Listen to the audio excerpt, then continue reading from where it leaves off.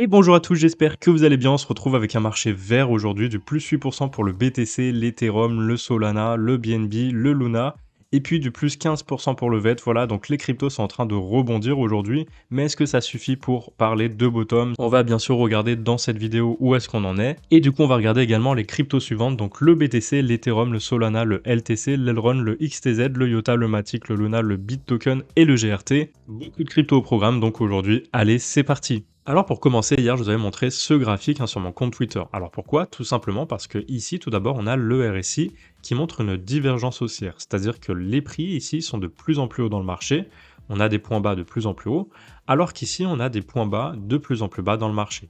Donc en général, lorsqu'on a ça, ça veut dire qu'on a un retournement de marché qui peut avoir lieu très rapidement. Donc ici, potentiellement sur le H1, on risque d'avoir un retournement de marché avec un retour du prix, et bien pourquoi pas sur la prochaine résistance. Maintenant, on a ce pattern justement que je vous ai montré également, qui est un pattern d'élargissement symétrique de creux. Donc on fait des points hauts de plus en plus haut dans le marché, et des points bas de plus en plus bas dans le marché. Ça, c'est un pattern de retournement également, donc deux choses qui montrent un retournement à venir sur le court terme, hein. Je dis bien court terme, je dis pas que c'est la fin, je dis pas que c'est le bottom, c'est un petit retournement sur le court terme. Donc ici, on a cassé une première fois, on a touché la première target. Il faut savoir que ce pattern a deux targets. La première, c'est la petite target, c'est la hauteur à l'entrée du pattern, reportée à l'endroit de cassure. Maintenant, on a une deuxième target beaucoup plus grande, donc qui correspond à la hauteur du pattern, reportée à l'endroit de cassure. Maintenant, il se trouve qu'on a réintégré le pattern une fois qu'on a touché avec précision la première target. Donc, il va falloir attendre de recasser ça à la hausse. Si on recasse à la hausse, eh bien, on pourra viser le niveau des 40 200 $. De toute façon, on a ça qui fait office de support, hein, la Kijun, la SSB et donc le nuage. Donc tant qu'on ne repasse pas en dessous du nuage, on peut espérer revenir chercher ce niveau de prix des 40 000 $. Du côté de l'Ethereum, eh bien j'ai la même chose finalement sur le graphique. Donc tout d'abord une divergence haussière sur le RSI, des nouveaux points bas de plus en plus haut, et alors que sur le prix, on a des points bas de plus en plus bas. Voilà. Donc ça définit normalement un retournement à venir. Maintenant, sur le graphique, on a un pattern d'élargissement descendant. Normalement, si on casse le pattern, on ira chercher une nouvelle target haussière. Et en général, d'ailleurs, c'est un pattern qui est plutôt haussier. Donc, vu le fait qu'on a quand même une divergence haussière sur le RSI et qu'en plus le prix parvient à repasser au-dessus du nuage, on est quand même bien parti pour potentiellement recasser ça à la hausse. Donc, moi, ce que je vais faire, c'est calculer la target.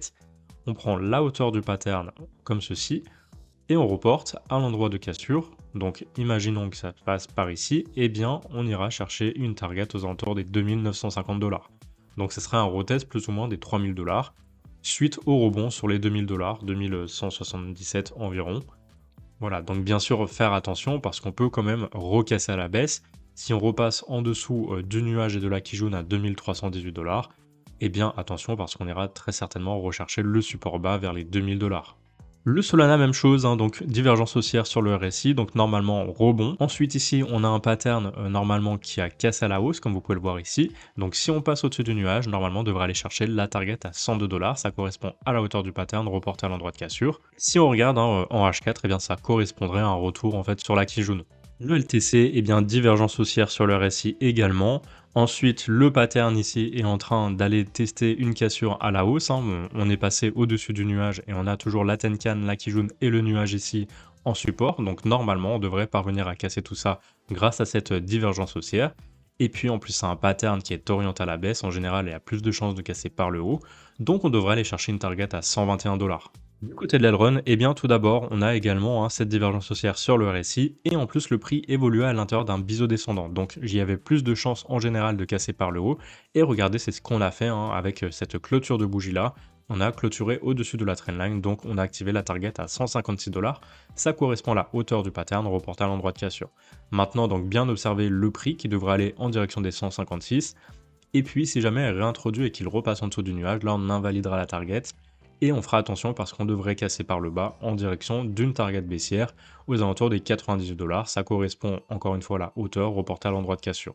Mais moi je pense plutôt à une hausse en direction des 156 parce qu'on a cette divergence haussière et une cassure d'un pattern en général haussier. Le Tezos, il évolue à l'intérieur d'un pattern d'élargissement descendant, donc en général c'est un pattern qui finit par casser par le haut. Maintenant bien sûr on attend de voir si on parvient à casser cette trendline, parce qu'encore une fois, tant qu'on ne casse pas la trendline, eh bien on ne rentre pas en trade, étant donné qu'on peut être rejeté par cette trendline, par la Tenkan ou par le nuage, et ensuite aller chercher le bas du pattern. Donc vraiment attendre la cassure. Si on casse, là on entrera en trade avec les 3,29 en ligne de mire, qui sont tout simplement la target définie par la hauteur reportée à l'endroit de cassure. Maintenant, si on est rejeté, comme je l'ai dit, eh bien attention parce que le nuage servira de résistance et entraînera le prix sur le bas du pattern vers les 2,40 $. Ensuite, attention parce qu'on risquera de le casser à la baisse, ce pattern, en direction d'une target à 2,03 environ, ce qui correspondra à la hauteur du pattern reporté à l'endroit de cassure. Le Iota, eh bien lui, il évolue à l'intérieur d'un petit triangle, ici comme vous pouvez le voir, et puis ce triangle a été cassé à la hausse. Maintenant, on a déclenché la target qui se trouve à 0,85 $, elle correspond à la hauteur du pattern ici, reportée à l'endroit de cassure. Normalement, eh bien, on ira dans cette direction, et puis on peut mettre un stop loss en dessous du nuage vers les 0,74 $, parce que si on repasse en dessous, bien sûr, eh bien, on invalide la target, et en même temps, le nuage profite de résistance, on emmènera le prix vers le bas du pattern ici, à 0,68 $, qui est le prochain support, si jamais on repasse en dessous. Sur le Matic, eh bien, on surveille donc le prix qui évolue à l'intérieur de ce canal baissier. Donc on va attendre de voir s'il parvient à casser cette trendline ici. Pour l'instant, il a la Tenkan et la Kijun en support, donc c'est possible qu'on casse le nuage à la hausse, sachant qu'on a un passage assez faible ici. Maintenant, si on casse, eh bien, on ira chercher une target aux alentours des 1,62, ça correspond à la hauteur reportée à l'endroit de cassure. Maintenant, si jamais on est rejeté ici et qu'on recasse la Tenkan et la Kijun à la baisse, eh bien très probablement on devrait aller chercher le bas du pattern aux alentours des 1,22 $ environ. Et ensuite attention parce qu'on peut casser par le bas, entraîner une target vers les 1 $. Donc bien surveiller ces deux scénarios possibles, soit la cassure par le haut, soit par le bas. On ajustera bien sûr les targets en fonction de l'endroit de cassure. Le Luna, il évolue à l'intérieur d'un canal haussier. On va attendre de voir s'il casse par le haut ou par le bas. En tout cas, voici le plan de trading. On a une target à 88 $ si ça casse par le haut, donc bien sûr ajuster en fonction de l'endroit où ça casse, et une target vers les 53 $ en fonction de là où ça casse, bien sûr à ajuster. Pour l'instant, on a regagné la Tenkan et la Kijun et le nuage, donc normalement, ça devrait permettre au prix de partir vers le haut. Si jamais on passe sous le nuage, de toute façon, ça fera office de résistance et là, on devrait casser vers le bas. Le Bitoken, lui, il évolue à l'intérieur d'un pattern d'élargissement descendant, donc attention parce qu'ici, pour l'instant, on est encore rejeté par le nuage. Il faudrait absolument repasser au-dessus et casser cette trendline pour déclencher la target haussière à 1,67, étant donné que c'est un pattern normalement de retournement, donc plus de proba de casser par le haut.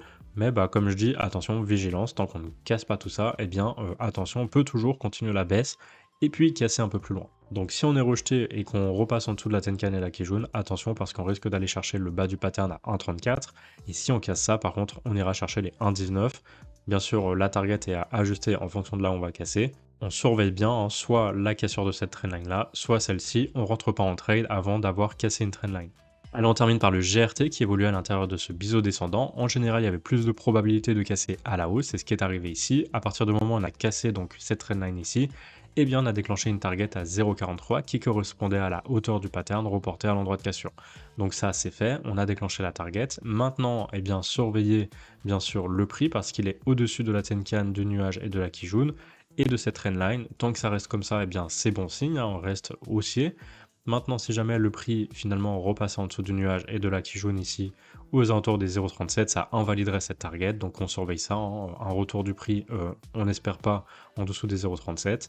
Si ça a lieu, si on repasse en dessous, eh bien on ira chercher très probablement le bas du pattern vers les 0,33, ça correspond à ce support. Et ensuite, attention à ne pas casser par le bas ce pattern, parce que sinon on irait même chercher les 0,28 ensuite. Et voilà, on arrive au bout de cette analyse, donc si vous avez aimé cette vidéo, n'hésitez pas à laisser un like et à vous abonner à mon compte Twitter et YouTube. Si vous avez la moindre question, ça se passe dans les commentaires. Sur ce, il ne me reste plus qu'à vous souhaiter une très belle fin de journée, je vous dis à demain pour une nouvelle vidéo.